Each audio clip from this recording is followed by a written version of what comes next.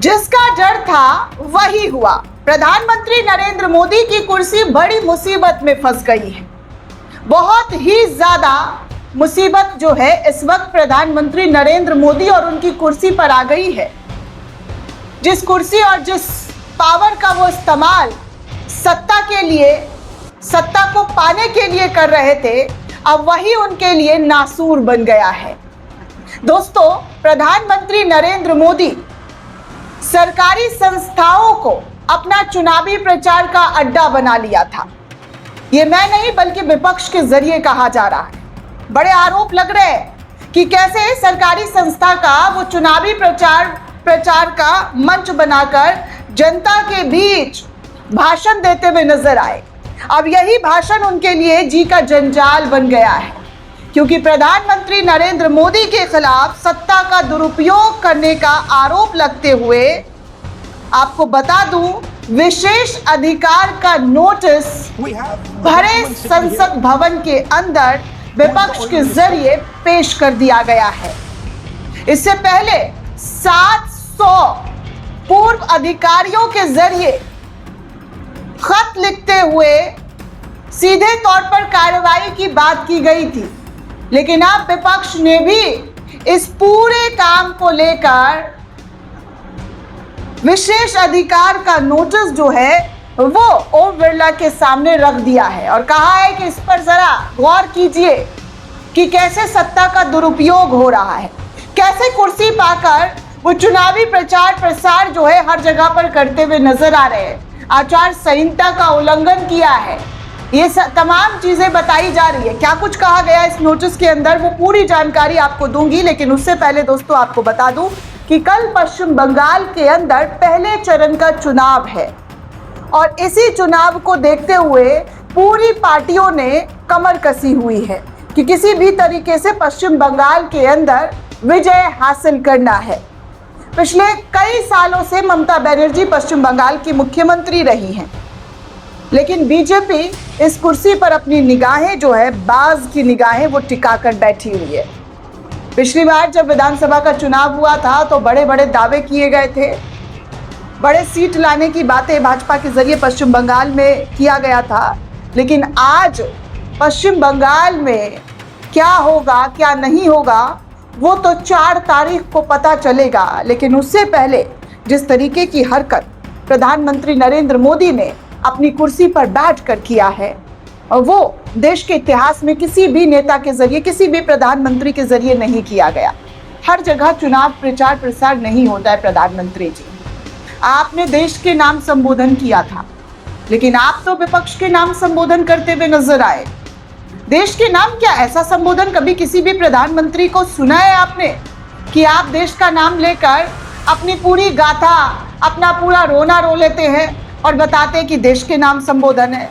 ये कैसा संबोधन है? और चुनाव आयोग इस तमाम चीजों को लेकर इतना चुप कैसे है भाई? वो चुनाव आयोग जो लगातार कहता रहता है कि वो निष्पक्षता के साथ काम कर रहा है, तो उसकी इस वाले मामले पर निष्पक्षता कहां गई? कौन से बिल में जाकर छुप गई जो उनको निष्पक्षता दिख ही नहीं रहा है? सत्ता पक्ष जिस तरीके से तमाम संसाधनों का उपयोग कर रहा है उसको लेकर कड़ी कार्रवाई होनी चाहिए थी, कारण बताओ नोटिस जारी किया जाना चाहिए था।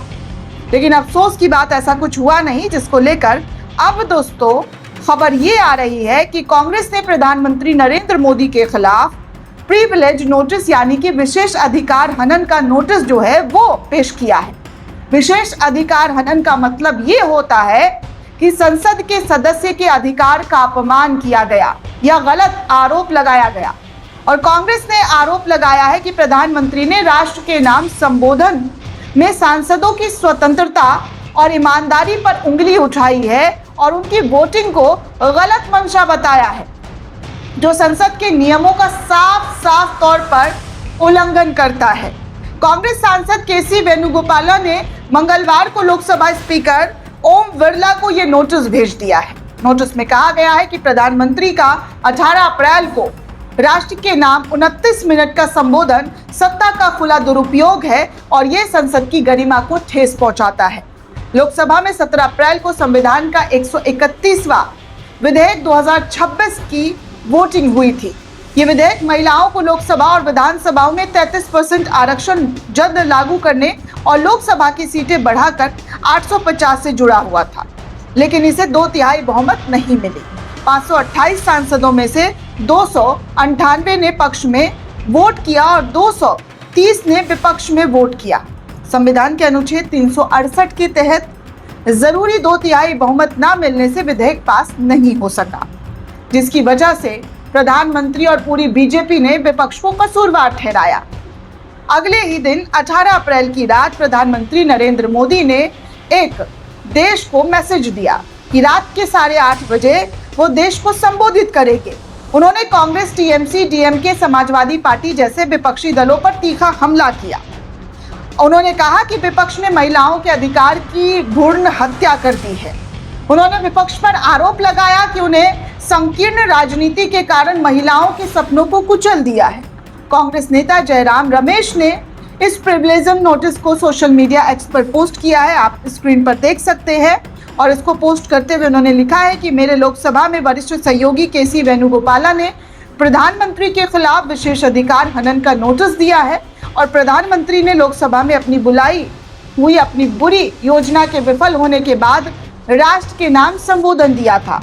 उन्हें इस हार की बिल्कुल उम्मीद नहीं थी और हार की वजह से पूरे विपक्ष का एकजुट होकर साथ खड़ा होना, प्रधानमंत्री द्वारा राष्ट्र को संबोधन हमेशा देश की एकता और लोगों के विश्वास को बढ़ाने के लिए दिया जाता रहा है, लेकिन इस बार प्रधानमंत्री ने अपने संबोधन में खुलेआम पक्षपातपूर्ण और भड़काऊ भाषण दिया।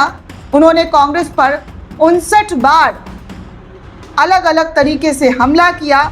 ये उनके प्रधानमंत्री काल पर एक और अस्थायी दाग होगा।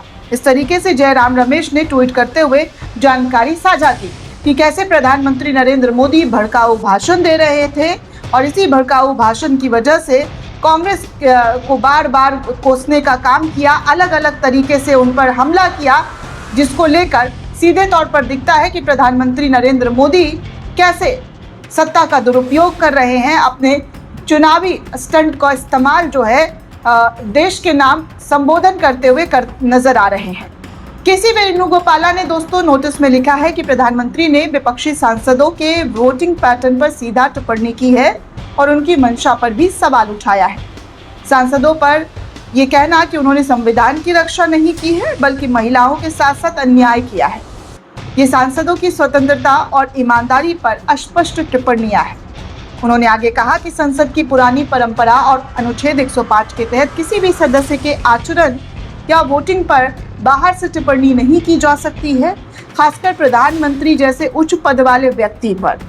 ये संसद की गरिमा और सांसदों के स्वतंत्र रूप से काम करने के अधिकार का उल्लंघन किया गया है। वेणुगोपाला ने आगे ये भी कहा कि ये अभूतपूर्व और अनैतिक है कि प्रधानमंत्री संसद में बहुमत न मिलने पर राष्ट्र के नाम संबोधन देकर विपक्ष की आलोचना करे। इससे साफ है कि उन्होंने सत्ता का दुरुपयोग अपने निजी कामों के लिए किया है। संसद के सदस्य को कुछ प्रिविलेजन यानी कि विशेष अधिकार मिले हैं ताकि वो बिना डर के इस पर बहस कर सके। अगर कोई व्यक्ति और यहाँ तक कि प्रधानमंत्री भी सांसदों पर गलत आरोप लगाए या उनकी मंशा पर शक करे तो इसे विशेष अधिकार हनन माना जाता है। स्पीकर इस नोटिस पर विचार कर सकते हैं और अगर जरूरी हुआ तो प्रिविलेज कमेटी को भेजा भी जा सकता है। कांग्रेस ने कहा कि प्रधानमंत्री नरेंद्र मोदी ने सांसदों की ईमानदारी से अपना कर्तव्य निभाने की बजाय गलत मंशा से वोट देने का आरोप लगाया, जो पूरी तरीके से गलत था। अभी तक लोकसभा स्पीकर की तरफ से इस नोटिस पर कोई आधिकारिक प्रतिक्रिया नहीं आई है। कांग्रेस का कहना है कि प्रधानमंत्री को संसद की गरिमा का सम्मान करना चाहिए, जबकि सरकार की तरफ से अभी तक कोई जवाब नहीं दिया गया है। ये मुद्दा संसद में नया विवाद खड़ा कर सकता है।